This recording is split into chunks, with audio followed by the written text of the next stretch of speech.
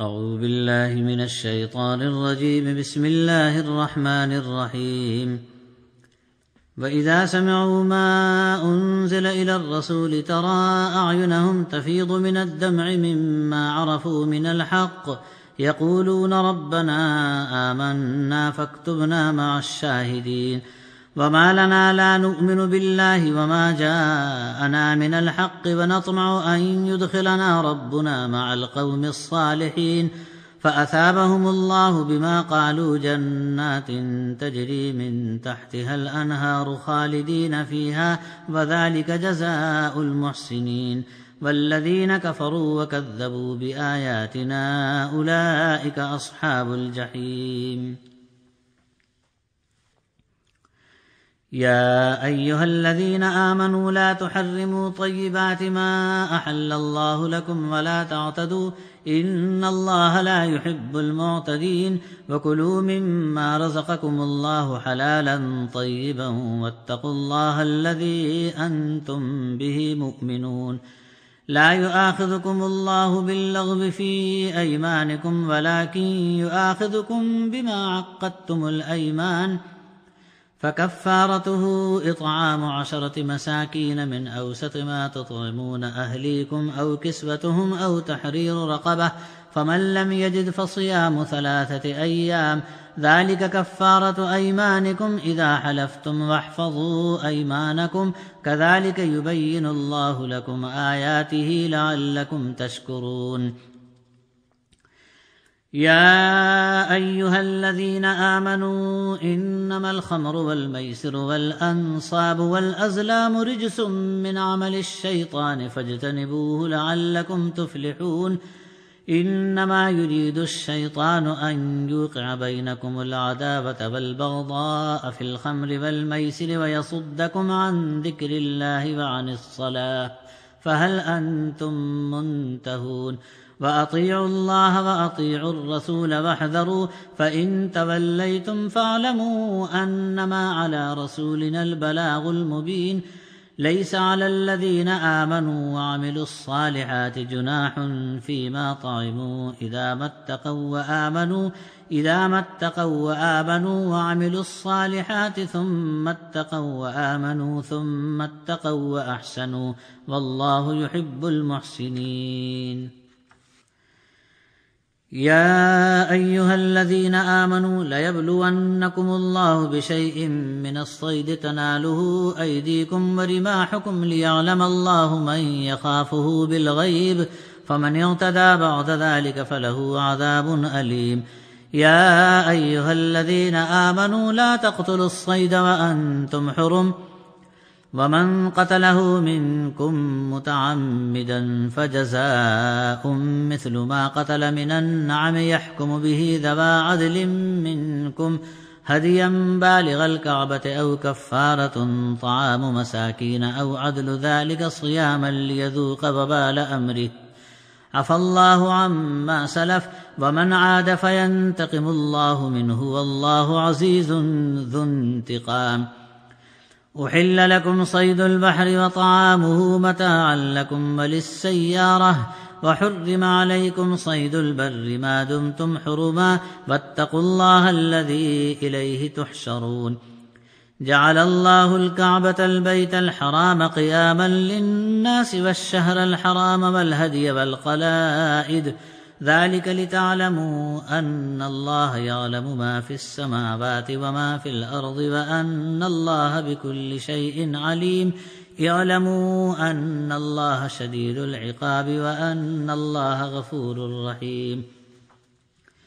ما على الرسول إلا البلاغ والله يعلم ما تبدون وما تكتمون. قل لا يستوي الخبيث والطيب ولو أعجبك كثرة الخبيث فاتقوا الله يا أولي الألباب لعلكم تفلحون. يا أيها الذين آمنوا لا تسألوا عن أشياء إن تبد لكم تسؤكم وإن تسألوا عنها حين ينزل القرآن تبد لكم عفى الله عنها والله غفور حليم. قد سألها قوم من قبلكم ثم أصبحوا بها كافرين. ما جعل الله من بحيرة ولا سائبة ولا وصيلة ولا حام ولكن الذين كفروا يفترون على الله الكذب وأكثرهم لا يعقلون وإذا قيل لهم تعالوا إلى ما أنزل الله وإلى الرسول قالوا حسبنا ما وجدنا عليه آباءنا أولو كان آباؤهم لا يعلمون شيئا ولا يهتدون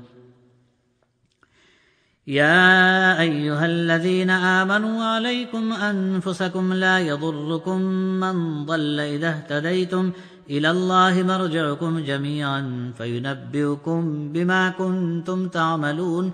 يا أيها الذين آمنوا شهادة بينكم إذا حضر أحدكم الموت حين الوصية 2 ذوى عدل منكم أو آخران من غيركم إن أنتم ضربتم في الأرض فأصابتكم مصيبة الموت تحبسونهما من بعد الصلاة فيقسمان بالله إن ارتبتم لا نشتري به ثمنا ولو كان ذا قربى ولا نكتم شهادة الله إنا إذا لمن الآثمين فإن عثر على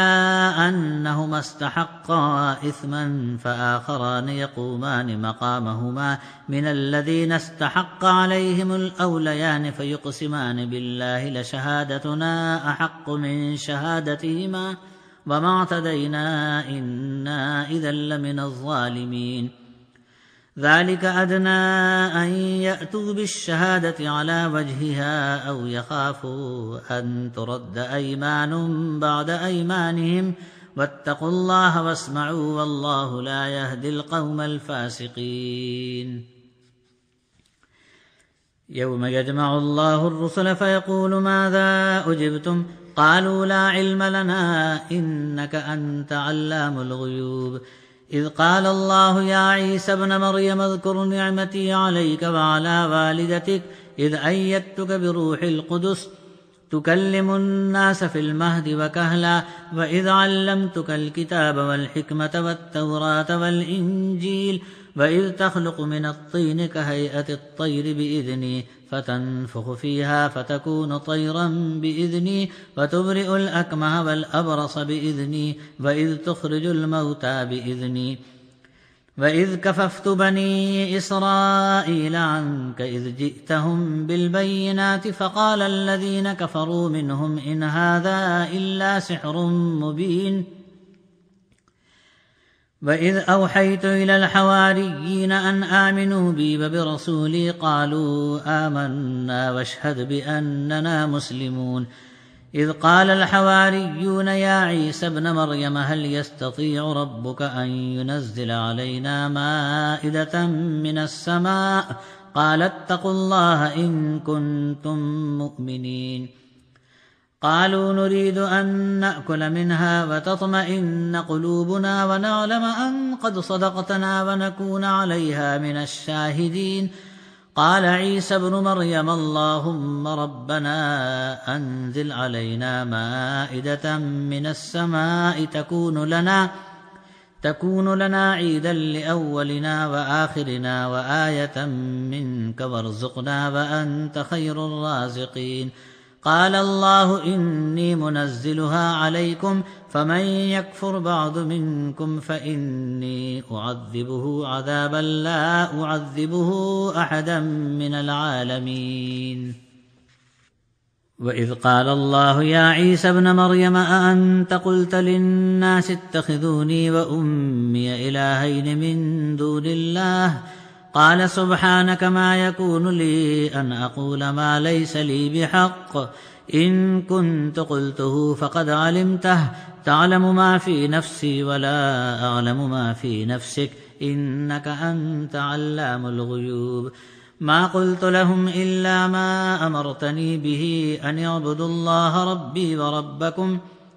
وكنت عليهم شهيدا ما دمت فيهم فلما توفيتني كنت أنت الرقيب عليهم وأنت على كل شيء شهيد إن تعذبهم فإنهم عبادك وإن تغفر لهم فإنك أنت العزيز الحكيم. قال الله: هذا يوم ينفع الصادقين صدقهم، لهم جنات تجري من تحتها الأنهار خالدين فيها أبدا، رضي الله عنهم ورضوا عنه، ذلك الفوز العظيم. لله ملك السماوات والأرض وما فيهن وهو على كل شيء قدير. بسم الله الرحمن الرحيم. الحمد لله الذي خلق السماوات والأرض وجعل الظلمات والنور، ثم الذين كفروا بربهم يعدلون. هو الذي خلقكم من طين ثم قضى أجلا، وأجل مسمى عنده، ثم أنتم تمترون. وهو الله في السماوات وفي الأرض، يعلم سركم وجهركم ويعلم ما تكسبون، وما تأتيهم من آية من آيات ربهم إلا كانوا عنها معرضين. فقد كذبوا بالحق لما جاءهم، فسوف يأتيهم أنباء ما كانوا به يستهزئون. ألم يروا كم أهلكنا من قبلهم من قرن مكناهم في الأرض ما لم نمكن لكم، وأرسلنا السماء عليهم مدرارا، وجعلنا الأنهار تجري من تحتهم، فأهلكناهم بذنوبهم، وأنشأنا من بعدهم قرنا آخرين. ولو نزلنا عليك كتابا في قرطاس فلمسوه بأيديهم لقال الذين كفروا إن هذا إلا سحر مبين. وقالوا لولا أنزل عليه ملك، ولو أنزلنا ملكا لقضي الأمر ثم لا ينظرون. ولو جعلناه ملكا لجعلناه رجلا وللبسنا عليهم ما يلبسون. ولقد استهزئ برسل من قبلك فحاق بالذين سخروا منهم ما كانوا به يستهزئون. قل سيروا في الأرض ثم انظروا كيف كان عاقبة المكذبين. قل لمن ما في السماوات والأرض قل لله، كتب على نفسه الرحمة، ليجمعنكم إلى يوم القيامة لا ريب فيه، الذين خسروا أنفسهم فهم لا يؤمنون. وله ما سكن في الليل والنهار وهو السميع العليم. قل أغير الله أتخذ وليا فاطر السماوات والأرض وهو يطعم ولا يطعم. قل إني أمرت أن أكون أول من أسلم ولا تكونن من المشركين. قل إني أخاف إن عصيت ربي عذاب يوم عظيم. من يصرف عنه يومئذ فقد رحمه، وذلك الفوز المبين. وإن يمسسك الله بضر فلا كاشف له إلا هو، وإن يمسسك بخير فهو على كل شيء قدير، وهو القاهر فوق عباده، وهو الحكيم الخبير. قل أي شيء أكبر شهادة؟ قل الله شهيد بيني وبينكم، وأوحي إلي هذا القرآن لأنذركم به ومن بلغ. أئنكم لتشهدون أن مع الله آلهة أخرى؟ قل لا أشهد. قل إنما هو إله واحد وإنني بريء مما تشركون. الذين آتيناهم الكتاب يعرفونه كما يعرفون أبناءهم، الذين خسروا أنفسهم فهم لا يؤمنون.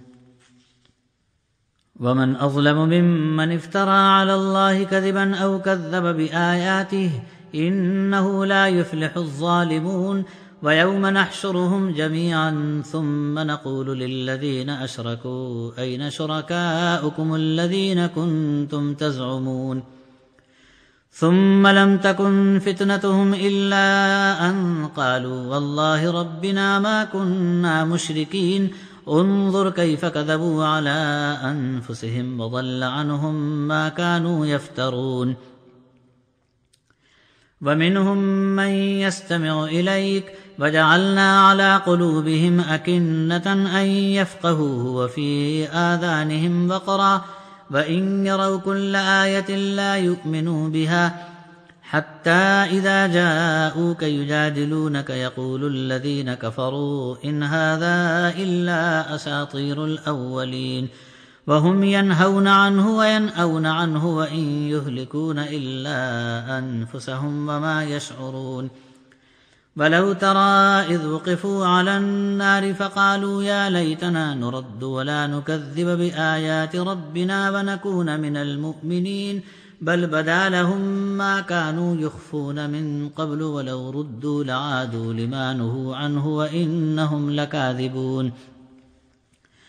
وقالوا إن هي إلا حياتنا الدنيا وما نحن بمبعوثين ولو ترى إذ وقفوا على ربهم قال أليس هذا بالحق قالوا بلى وربنا قال فذوقوا العذاب بما كنتم تكفرون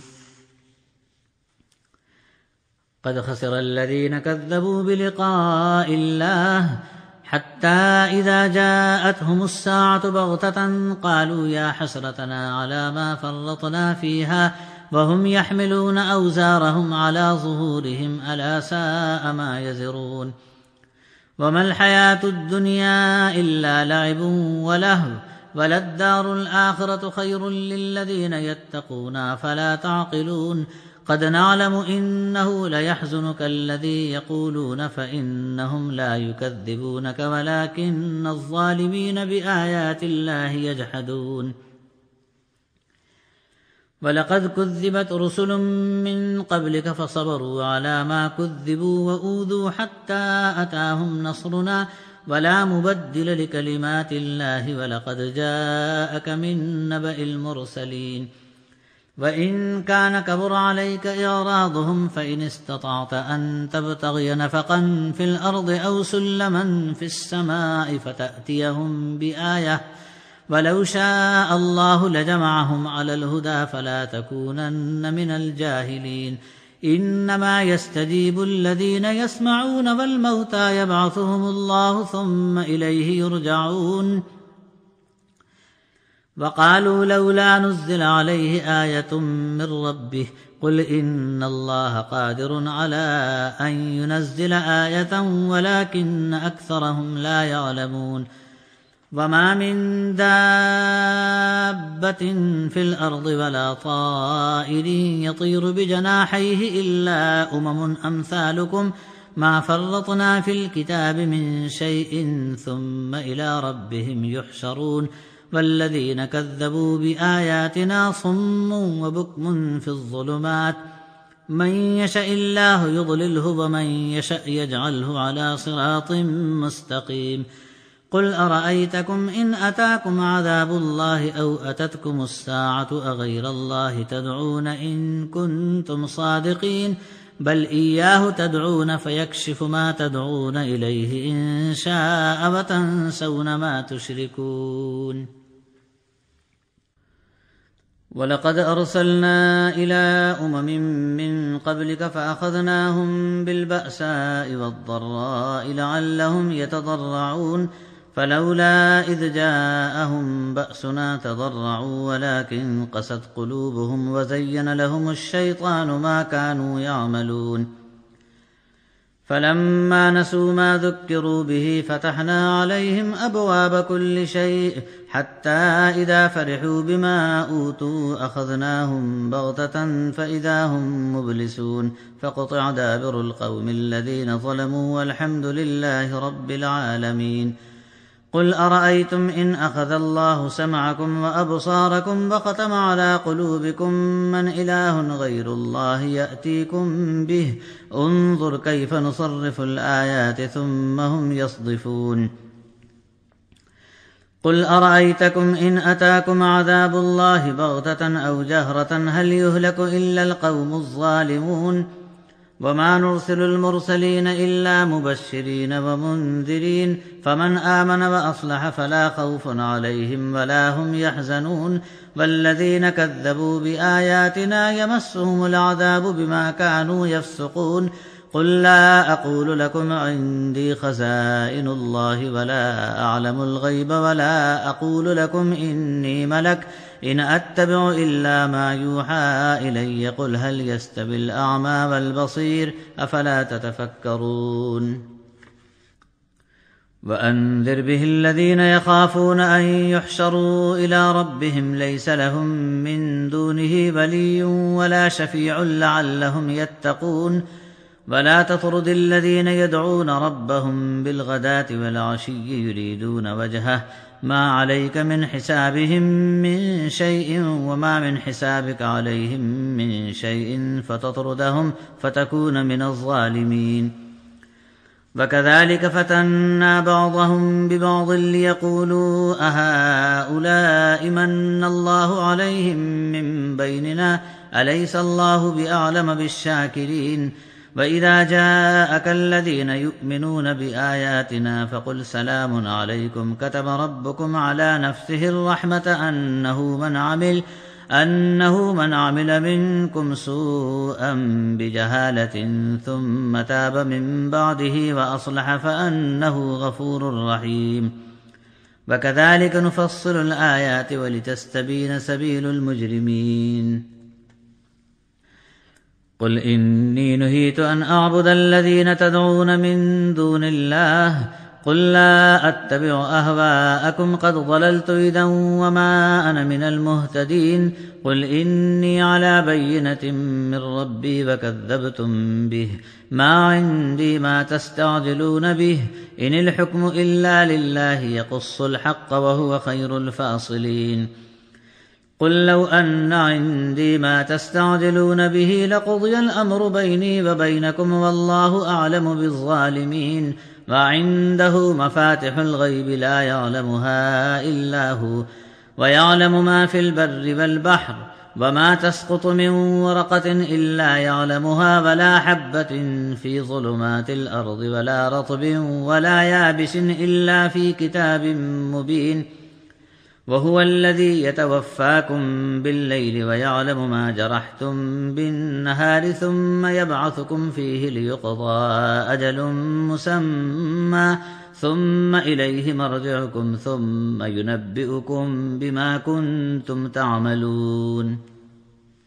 وهو القاهر فوق عباده ويرسل عليكم حفظه حتى إذا جاء أحدكم الموت توفته رسلنا وهم لا يفرطون ثم ردوا إلى الله مولاهم الحق ألا له الحكم وهو أسرع الحاسبين قل من ينجيكم من ظلمات البر والبحر تدعونه تضرعا وخفية لئن أنجانا من هذه لنكونن من الشاكرين قل الله ينجيكم منها ومن كل كرب ثم أنتم تشركون قل هو القادر على أن يبعث عليكم عذابا من فوقكم أو من تحت أرجلكم أو يلبسكم شيعا ويذيق بعضكم بأس بعض انظر كيف نصرف الآيات لعلهم يفقهون وكذب به قومك وهو الحق قل لست عليكم بوكيل لكل نبأ مستقر وسوف تعلمون وإذا رأيت الذين يخوضون في آياتنا فأعرض عنهم حتى يخوضوا في حديث غيره وإما ينسينك الشيطان فلا تقعد بعد الذكرى مع القوم الظالمين وما على الذين يتقون من حسابهم من شيء ولكن ذكرى لعلهم يتقون وذر الذين اتخذوا دينهم لعبا ولهوا وغرتهم الحياة الدنيا وذكر به أن تبسل نفس بما كسبت ليس لها من دون الله ولي ولا شفيع وإن تعدل كل عدل لا يؤخذ منها أولئك الذين أبسلوا بما كسبوا لهم شراب من حميم وعذاب أليم بما كانوا يكفرون قل أندعو من دون الله ما لا ينفعنا ولا يضرنا ونرد على أعقابنا بعد إذ هدانا الله كالذي استهبته الشياطين في الأرض حيران له أصحاب يدعونه إلى الهدى ائتنا قل إن هدى الله هو الهدى وأمرنا لنسلم لرب العالمين وأن أقيموا الصلاة واتقوه وهو الذي إليه تحشرون وهو الذي خلق السماوات والأرض بالحق ويوم يقول كن فيكون قوله الحق وله الملك يوم ينفخ في الصور عالم الغيب والشهادة وهو الحكيم الخبير وإذ قال إبراهيم لأبيه آزر أتتخذ أصناما آلهة إني أراك وقومك في ضلال مبين وكذلك نري إبراهيم ملكوت السماوات والأرض وليكون من الموقنين فلما جن عليه الليل رأى كوكبا قال هذا ربي فلما أفل قال لا أحب الآفلين فلما رأى القمر بازغا قال هذا ربي فلما أفل قال لئن لم يهدني ربي لأكونن من القوم الضالين فلما رأى الشمس بازغة قال هذا ربي هذا أكبر فلما أفلت قال يا قوم إني بريء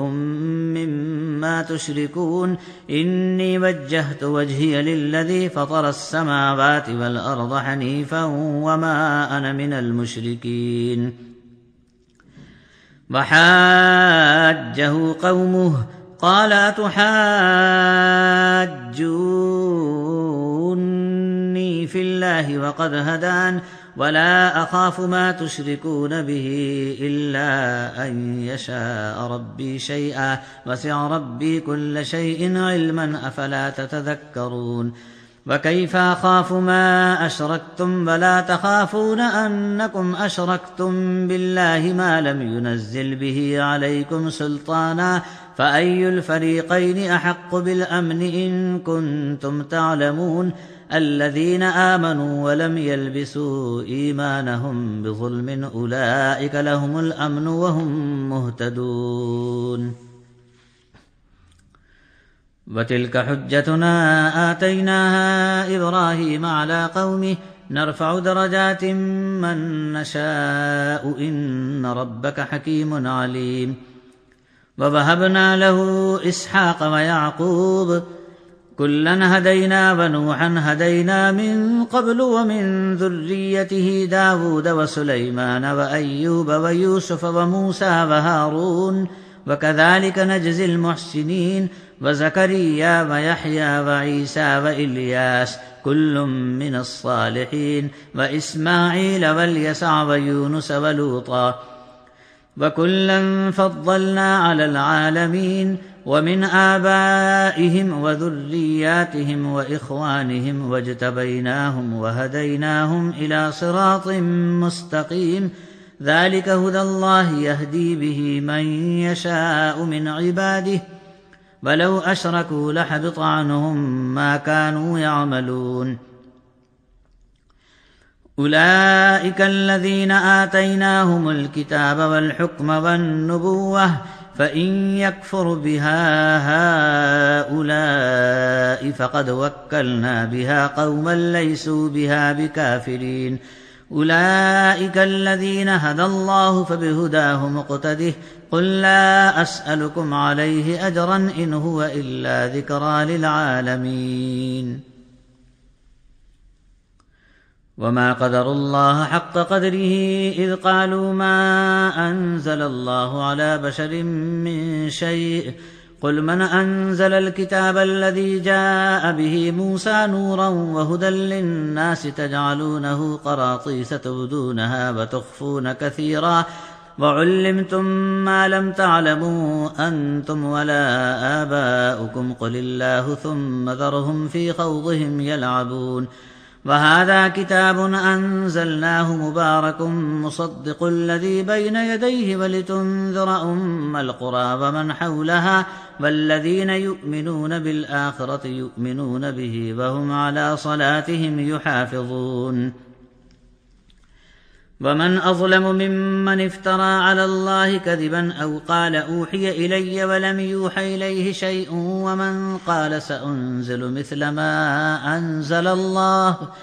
ولو ترى إذ الظالمون في غمرات الموت والملائكة باسطوا أيديهم أخرجوا أنفسكم اليوم تجزون عذاب الهون بما كنتم تقولون على الله غير الحق وكنتم عن آياته تستكبرون. ولقد جئتمونا فرادا كما خلقناكم أول مرة وتركتم ما خولناكم وراء ظهوركم وما نرى معكم شفعاءكم الذين زعمتم أنهم فيكم شركاء لقد تقطع بينكم وضل عنكم ما كنتم تزعمون. إن الله فالق الحب والنوى يخرج الحي من الميت ومخرج الميت من الحي ذلكم الله فأنى تؤفكون. فالق الإصباح وجعل الليل سكنا والشمس والقمر حسبانا ذلك تقدير العزيز العليم. وهو الذي جعل لكم النجوم لتهتدوا بها في ظلمات البر والبحر قد فصلنا الآيات لقوم يعلمون. وهو الذي أنشأكم من نفس واحدة فمستقر ومستودع قد فصلنا الآيات لقوم يفقهون. وهو الذي أنزل من السماء ماء فأخرجنا به نبات كل شيء فأخرجنا منه خضرا نخرج منه حبا متراكبا ومن النخل من طلعها قنوان دانية وجنات من أعناب والزيتون والرمان مشتبها وغير متشابه انظروا إلى ثمره إذا أثمر وينعه إن في ذلكم لآيات لقوم يؤمنون. وجعلوا لله شركاء الجن وخلقهم وخرقوا له بنين وبنات بغير علم سبحانه وتعالى عما يصفون. بديع السماوات والأرض أنى يكون له ولد ولم تكن له صاحبة وخلق كل شيء وهو بكل شيء عليم. ذلكم الله ربكم لا إله إلا هو خالق كل شيء فاعبدوه وهو على كل شيء وكيل. لا تدركه الأبصار وهو يدرك الأبصار وهو اللطيف الخبير. قد جاءكم بصائر من ربكم فمن أبصر فلنفسه ومن عمي فعليها وما أنا عليكم بحفيظ. وكذلك نصرف الآيات وليقولوا درست ولنبينه لقوم يعلمون. اتبع ما أوحي إليك من ربك لا إله إلا هو وأعرض عن المشركين. ولو شاء الله ما أشركوا وما جعلناك عليهم حفيظا وما أنت عليهم بوكيل. ولا تسبوا الذين يدعون من دون الله فيسبوا الله عدوا بغير علم كذلك زينا لكل أمة عملهم ثم إلى ربهم مرجعهم فينبئهم بما كانوا يعملون. وأقسموا بالله جهد أيمانهم لئن جاءتهم آية ليؤمنن بها قل إنما الآيات عند الله وما يشعركم أنها إذا جاءت لا يؤمنون. ونقلب أفئدتهم وأبصارهم كما لم يؤمنوا به أول مرة ونذرهم في طغيانهم يعمهون. صدق الله العظيم.